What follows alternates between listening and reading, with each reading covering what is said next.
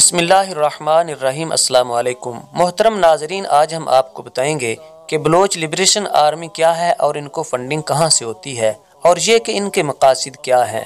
لیکن اس سے پہلے ہم گزارش کریں گے کہ ریڈ بٹن پر کلک کر کے موسا ٹی وی کو سبسکرائب کریں اور بیل آئیکن کو ضرور پریس کریں تاکہ مزید ایسی مفید ویڈیوز کا نوٹیفیکیشن آپ تک پہنچتا رہے۔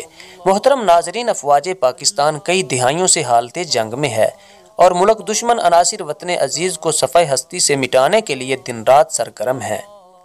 پاکستان کئی سالوں سے اپنے سے بڑے اور طاقتور دشمنوں سے زور آزما ہے۔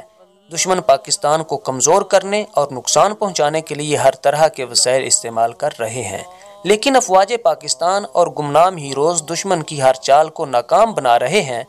پاکستان کی طاقت اور بہترین عسکری قوت کو دیکھ کر یہ بزدل دشمن پاکستان پر کبھی سامنے سے وار نہیں کر سکتے اور نہ ہی کبھی ہماری فوج سے میدان جنگ میں لڑنے کا سوچ سکتے ہیں، لیکن یہ ملک کے اندر غداروں اور مفاد پرستوں کو اپنے مذموم مقاصد کے لیے استعمال کرتے ہیں، جو کہ پاکستان کی سالمیت کے لیے سب سے بڑا خطرہ ہے۔ محترم ناظرین، امریکہ جیسے طاقتور ملک کو بھی پاکستان کے سامنے آ کر وار کرنے کی کبھی جرت نہیں ہو سکی، لیکن ہمیشہ بزدلی کا مظاہرہ کرتے ہوئے پیٹھ پیچھے وار ضرور کیا ہے اور پاکستانی فوج نے ان کو منہ توڑ جواب بھی دیا ہے، جس کا ذکر یہ مکار صلیبی خود بھی کر چکے ہیں۔ اس وقت پاکستان کو بڑا خطرہ بلوچ لبریشن آرمی سے ہے، جس کو امریکہ، اسرائیل اور انڈیا پاکستان کو نقصان پہنچانے کے لیے استعمال کر رہے ہیں، لیکن اللہ کے فضل سے اس جنگ میں بھی ہمیشہ کی طرح جیت پاکستانی فوج اور عوام کی ہوگی۔ محترم ناظرین، بلوچ لبریشن آرمی کے بہت سے کارکن ہتھیار بھی ڈال چکے ہیں۔ BLA 70 کی دہائی میں وجود میں آئی جب ذوالفقار علی بھٹو کے دور میں بلوچستان میں پہلی بار بغاوت ہوئی تھی۔ تاہم ضیاء الحق کے اقتدار پر قبضے کے بعد بلوچ قوم پرست رہنماؤں سے مذاکرات کے نتیجے میں مسلح بغاوت کے خاتمے کے بعد BLA بھی پس منظر میں چلی گئی۔ سابق صدر جنرل پرویز مشرف کے دور حکومت میں بلوچستان ہائی کورٹ کے جج جسٹس نواز مری کے قتل کے الزام میں قوم پرست رہنما نواب خیر بخش مری کو گرفتار کیا گیا، جس کے بعد بلوچستان کے علاقوں میں سرکاری تنصیبات اور سیکیورٹی فورسز پر حملوں کا سلسلہ شروع ہوا اور اس مسلح گروہ کی شرانگیزی میں مسلسل اضافہ ہوتا چلا گیا، جس کے بعد اس تنظیم کو حکومت پاکستان نے کالعدم تنظیموں کی فہرست میں شامل کر لیا۔ نومبر 2007 میں BLA کے کمانڈر نواب بالاچ مری کی ہلاکت کی خبر آئی، جو کہ افغانستان کی سرحد کے قریب سیکیورٹی فورسز کے ہاتھوں مارا گیا تھا۔ نواب بالاچ مری کی ہلاکت کے بعد BLA کی کمان اسلم بلوچ نے سنبھال لی۔ 25 دسمبر 2018 کو اسلم بلوچ کندار میں اپنے دیگر 6 ساتھیوں کے ہمراہ مارا گیا، جس کے بعد بشیر زیب بلوچ BLA کا سربراہ بنا۔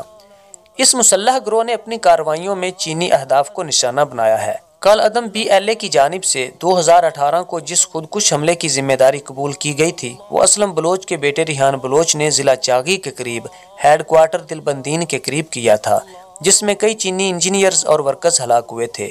اس کے بعد BLA نے کراچی میں چینی قونصل خانے پر حملے کی ذمہ داری بھی قبول کی تھی۔ محترم ناظرین، اس شدت پسند تنظیم کا مقصد پاک چائنا اکنامک کوریڈور کو روکنا ہے، جس کے لیے اس تنظیم کو امریکہ، اسرائیل اور بھارت کی طرف سے بھاری فنڈنگ ہوتی ہے۔ اس تنظیم کی کارروائیوں کا مرکز پاک چین راہداری کے آس پاس کے علاقے ہیں۔ یہ تنظیم خاص طور پر انڈیا کی منظور نظر ہے۔ غیر ملکی ایجنسیاں بے روزگار بلوچ نوجوانوں کو تلاش کر کے ان کی برین واشنگ کر کے ملک کے خلاف استعمال کرتے ہیں۔ را کے حاضر سروس آفیسر کلبھوشن یادیو کی بلوچستان سے گرفتاری اس بات کا واضح ثبوت ہے۔ اس کے علاوہ پختون، سندھی، بلوچی قوم پرست دہشت گرد تنظیموں کے آپس میں رابطوں کے بھی کئی ثبوت ہیں، کیونکہ ان کا استاد ایک ہی ہے، وہ ہے انڈیا۔ انڈیا ان تنظیموں کو جہاں پاکستان میں پاک چین راہداری کے خلاف استعمال کرتا ہے، وہاں کشمیر میں مجاہدین آزادی کے حملوں کی جلن کی تکلیف کو کم کرنے کے لیے کوشش بھی کرتا ہے۔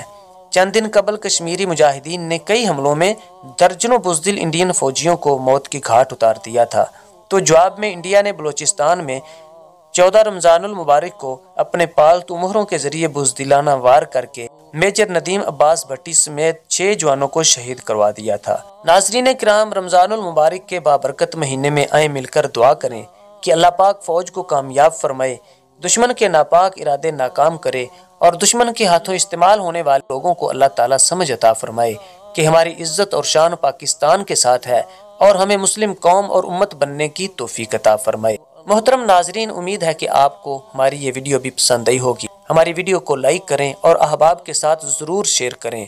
انشاءاللہ بہت جلد ملاقات ہوگی۔ اپنا اور دوسروں کا بہت سا خیال رکھیے گا۔ اللہ حافظ۔